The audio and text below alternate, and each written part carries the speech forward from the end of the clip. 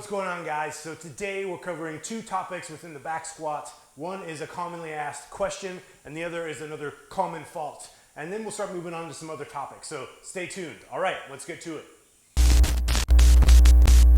Now the commonly asked question here is, where do my feet go and how do I stand? How wide do I stand and what do I do with my feet? Now, the answer to this question is going to vary from person to person, much like your nutrition. We've got some general guidelines, but what one person does is not always going to be beneficial or applicable to you. Now, typically what you'll hear from some goober that doesn't know what the fuck he's talking about is feet hip width apart and toes straight ahead at all times.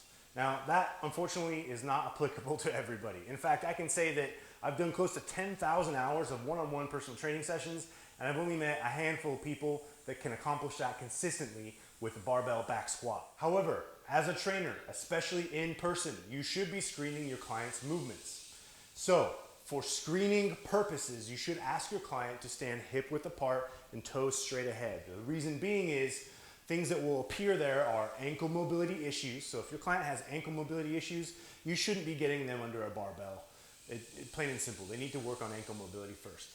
The other thing is, if you have their toes pointed straight ahead, you'll see often one foot pointing outwards on the descent, or you'll see both pointing outwards, which actually helps you determine how wide and what their foot position should be like when they squat. You'll also see arch collapses, so the arches of their feet will collapse and their knees will cave in like we talked about last week. Okay, so movement screening purposes, toes straight ahead, hip width apart. Apart from that, let's go cover a few different stances within the squat and see if you can find one that works for you.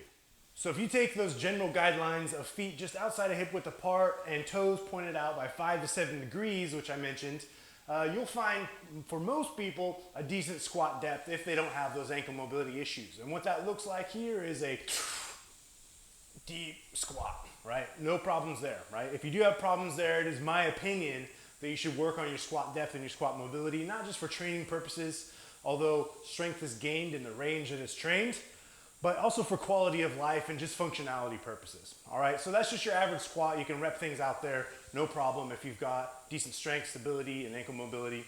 The other way here is you'll find me often hanging out here when I'm doing max effort lifts. Very wide squat. You'll find a lot of power lifters do this. My feet are turned out quite a bit, and you'll see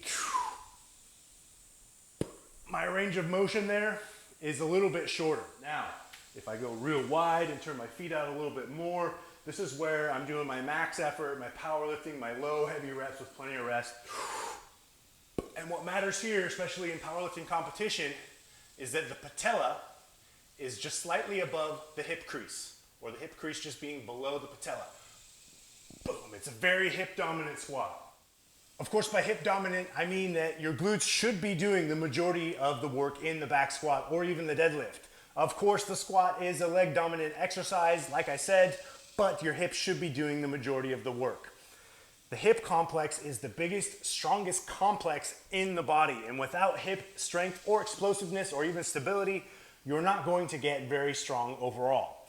All right, so that fault I was talking about here is you'll see a lot of guys get ready for this big, heavy squat, and just unracking the bar, you already see this elbows out here, right? It's trying to hold the bar on their shoulders, right?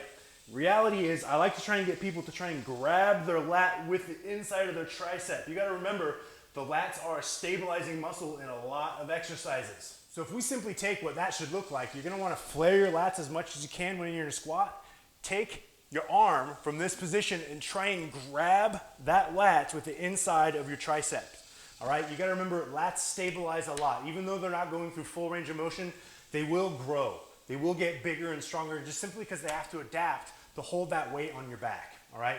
Isometric contractions matter too. You don't always have to go through full range of motion. Like I said, the back squat is a very leg dominant exercise. It's also very hip dominant, but it's a full body movement. Everything's gonna be forced to grow and adapt.